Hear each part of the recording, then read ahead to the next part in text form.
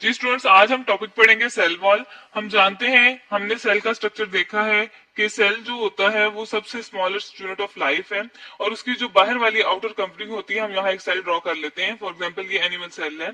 इसकी जो बाहर वाली आउटर कवरिंग होती है वो सेल मेम्ब्रेन होती है, ठीक है, जो इसकी हिफाजत करती है, जो उसको शेप देती है, ठीक है।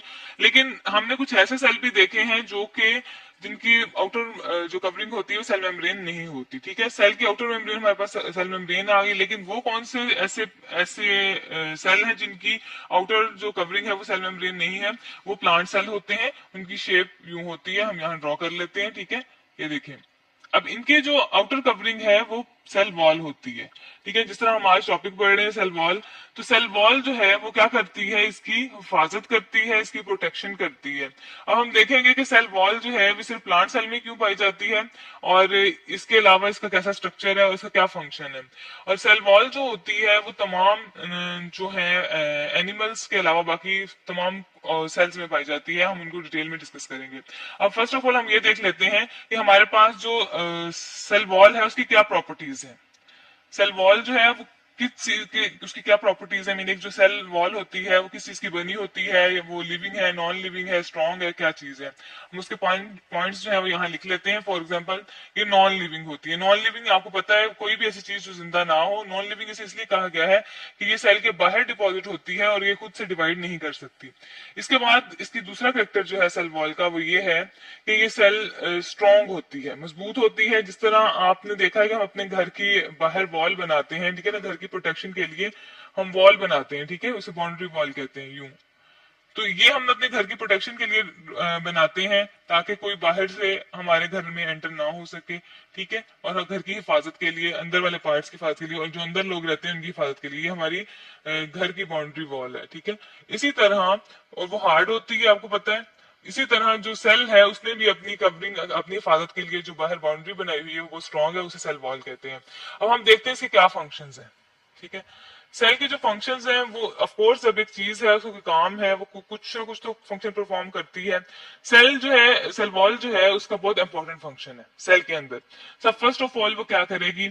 सेल को स्ट्रेंथन करेगी। स्ट्रेंथ का मतलब होता है मजबूती देना, ठीक है।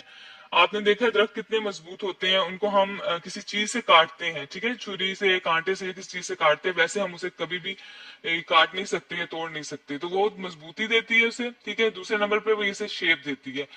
प्लांट्स की एक अपनी शेप होती है। प्लांट्स इतने बड़े बड़े होते हैं और वो हवा में और बहुत ज्यादा हाइट तक खड़े रह सकते हैं। उनकी शेप जो है उसको प्रोवाइड करने के लिए सबसे इंपॉर्टेंट काम कौन करती है? सेल वॉल करती है। सपोर्ट देती है, ठीक है। सपोर्ट, इतने प्लांट्स को खड़ा रखने के लिए जो सपोर्ट, नीचे से उन्हें सपोर्ट चाहिए होती है, तो सेल वॉल उन्हें सपोर्ट देती है ताकि वो गिर ना सके, ठीक है। अगर वो सेल वॉल नहीं होगी, सेल मेम्ब्रेन के सहारे वो खड़े नहीं रह सकते।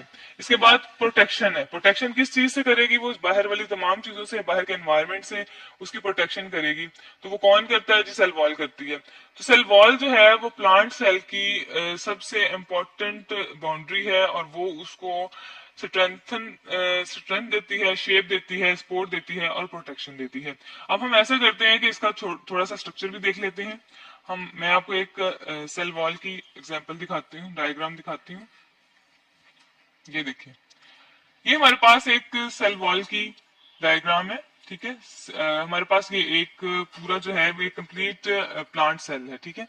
अब प्लांट सेल के अंदर वैक्यूल जो होता है वो बड़ा होता है, जो कि ये आपको नजर आ रहा है। सेंटर में ये वैक्यूल है और क्लोरोप्लास्ट ग्रीन कलर का जो मैटर है ये आपको नजर आ रहा है, जो कि फोटोसिंथेसिस में इंपॉर्टेंट है।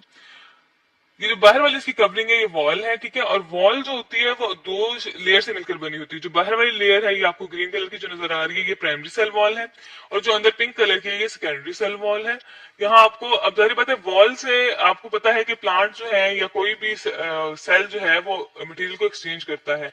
तो वो वॉल से तो इतनी हार्ड है, गुजर ही नहीं सकती। तो उसके दरमियान में एक पाथ है बना हुआ कि जो खाली जगह आपको नजर आ रही है, यहाँ से मटेरियल जो है दूसरे सेल में पास होता है। उस जो सुराख है या उस पोर को हम प्लाज्मोडेस्माटा कहते हैं।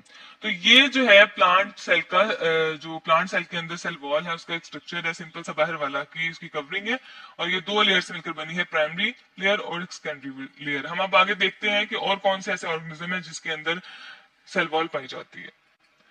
सेल वॉल जो है वो प्लांट्स के अलावा और भी कुछ ऑर्गेनिज्म में प्रेजेंट है, हम उनको यहाँ लिख लेते हैं। जैसे हमारे पास सेल वॉल जो है प्रोटेक्शन के लिए सिर्फ प्लांट्स के पास नहीं मौजूद, बल्कि और भी कुछ ऑर्गेनिज्म है जो कि जिनके सेल में सेल वॉल प्रेजेंट है। लेकिन वो सेल वॉल जो है वो प्लांट से थोड़ी सी डिफरेंट होती है, उसको हम यहाँ अभी देखते हैं।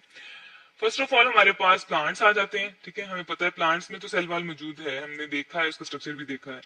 इसके बाद जो हमारे पास सेकंड पे आ जाते हैं, फंजाई आ जाती हैं, इसमें भी सेल वॉल मौजूद है, ठीक है। लेकिन इसकी ये कैरेक्टरिस्टिक्स है कि ये प्लांट्स में इसलिए नहीं आती क्योंकि ये फोटोसिंथेटिक नहीं है। और प्रोकैरियोट्स में ज्यादातर बैक्टीरिया वगैरह आते हैं, ठीक है, प्रोकैरियोट्स, ठीक है, बैक्टीरिया आ जाता है इसमें, ठीक है। तो उसकी सेल वॉल की कंपोजिशन मीन कि उसका जो मटेरियल है वो चेंज है। अब जो प्लांट का सेल वॉल मटेरियल है वो होता है सेलुलोज। सेलुलोज जो है वो एक कार्बोहाइड्रेट्स की एक कॉम्प्लेक्स फॉर्म है और वो उसको शेप भी देती है और उसको मजबूती भी देती है। इसके बाद जो हमारे पास फंजाई है उसकी जो सेल वॉल है वो काइटिन की बनी होती है। ये भी कार्बोहाइड्रेट्स की एक टाइप है, मॉलिक्यूल है, लेकिन ये उससे थोड़ा सा कम हार्ड होता है, ज्यादा हार्ड नहीं होता। इसके बाद हमारे पास तीसरा नंबर पर जो प्रोकैरियोट्स आ जाते हैं, उनकी जो सेल वॉल है वो बनी होती है पेप्टाइडोग्लाइकन की। अब पेप्टाइडोग्लाइकन क्या होता है? पेप्टाइडोग्लाइकन जो होता है ये इसके अंदर अमाइनो एसिड्स भी होते हैं, अमाइनो एसिड्स होते हैं, और साथ में इसके अंदर इसमें ये सिर्फ और सिर्फ कार्बोहाइड्रेट्स की नहीं बनी होती, इसमें अमाइनो एसिड भी है, थोड़े से प्रोटीन्स मॉलिक्यूल भी होते हैं, ठीक है। अमाइनो एसिड ये सारे बायो मॉलिक्यूल्स हैं जो कि मिलकर ये इसका मटेरियल बनाते हैं। और साथ में हमारे पास क्या आ जाएगी? ग्लूकोज, ठीक है। ये पेप्टाइडोग्लाइकन, पेप्टाइड्स जो कहते हैं वो अमाइनो एसिड्स और ग्लाइकोजन ग्लूकोज के दरमियान जो बॉन्ड बनता है, तो ये पेप्टाइडोग्लाइकन जो मॉलिक्यूल होगा ये प्रोकैरियोट्स में जो सेल वॉल प्रेजेंट है उसके अंदर होगा, ठीक है। तो जी आज हमने सेल वॉल देखी, सेल वॉल का स्ट्रक्चर देखा और वो ऑर्गेनिज्म देखे जिनके अंदर सेल वॉल पाई जाती है। और सेल वॉल का फंक्शन क्या है ये हम पहले भी पढ़ चुके हैं। सेल वॉल जो है वो किसी भी एनिमल में तो ये प्रेजेंट ही नहीं है, लेकिन बाकी जिस भी ऑर्गेनिज्म में प्रेजेंट है, जैसे फंजाई है या प्रोकैरियोट्स है, उसके अंदर ये क्या करती है? उसको स्ट्रेंथन करती है, उसको मजबूती देती है, उसको शेप प्रोवाइड करती है, सपोर्ट देती है और प्रोटेक्शन करती है, बाहर वाली एनवायरनमेंट से उसको प्रोटेक्ट रखती है।